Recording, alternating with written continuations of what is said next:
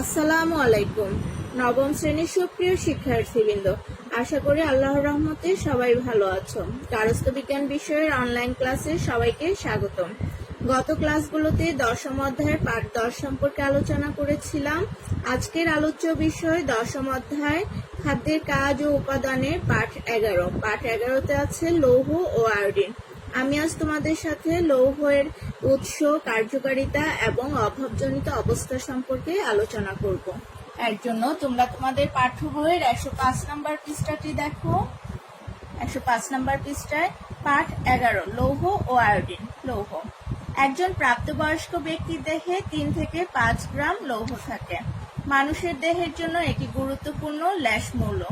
মোট লৌহের 2/3 অর্থাৎ 65% লৌহ রক্তের হিমোগ্লোবিন অণুতে বর্তমান থাকে, প্রায় 5% পেশিতে থাকে। তাহলে একজন প্রাপ্তবয়স্ক ব্যক্তির দেহে কত গ্রাম লৌহ থাকে? 3 থেকে 5 গ্রাম। আর পেশিতে কত পার্সেন্ট লৌহ থাকে? প্রায় 5%। আমরা লৌহের খাদ্য উৎসগুলো দেখি।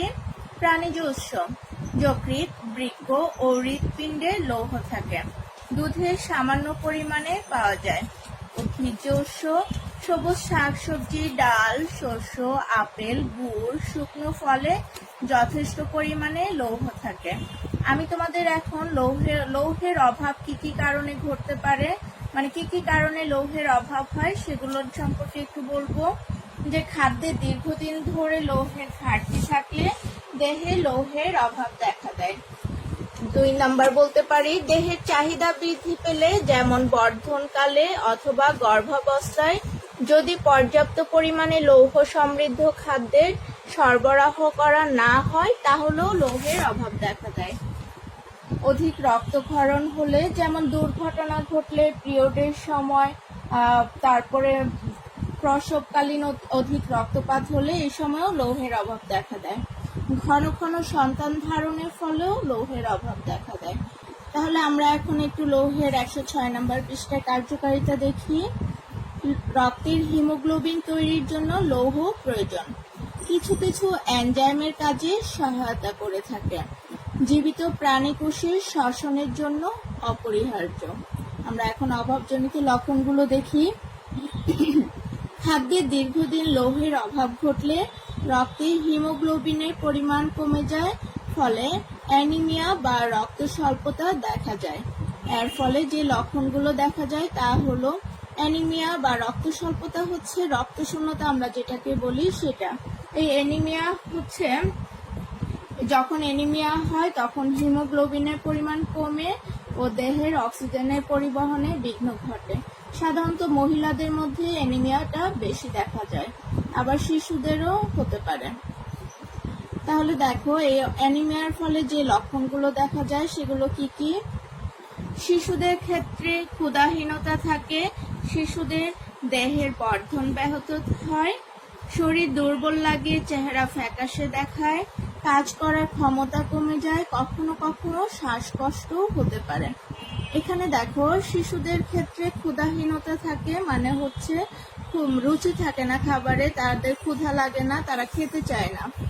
শিশুদের দেহের বর্ধন ব্যাহত হয় মানে হচ্ছে শিশুদের কি দেহ ভালোভাবে বেড়ে ওঠে না।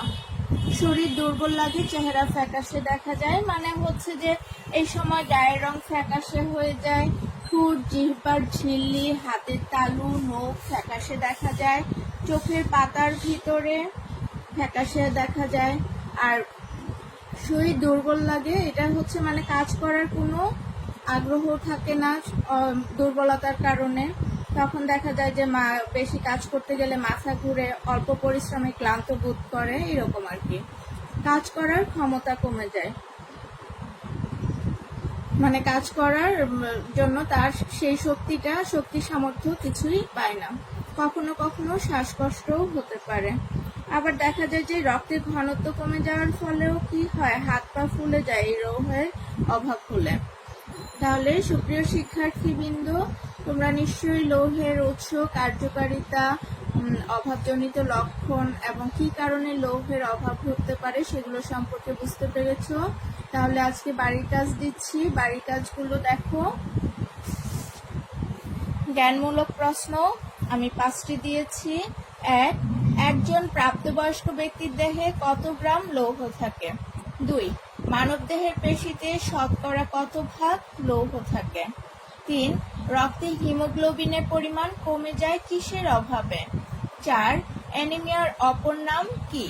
5, জীবিত প্রাণী কোষের শ্বসনের জন্য কোন খনিজ পদার্থটি অপরিহার্য? অনুধাবনমূলক প্রশ্ন দেখো। 1, লৌহের খাদ্য উৎস লিখো। 2, লৌহের কাজগুলো লিখো। 3, লৌহের অভাবজনিত লক্ষণগুলো লিখো। তাহলে সুপ্রিয় শিক্ষার্থীবৃন্দ, তোমরা SW খাতা SW গুলো করে ফেলবে।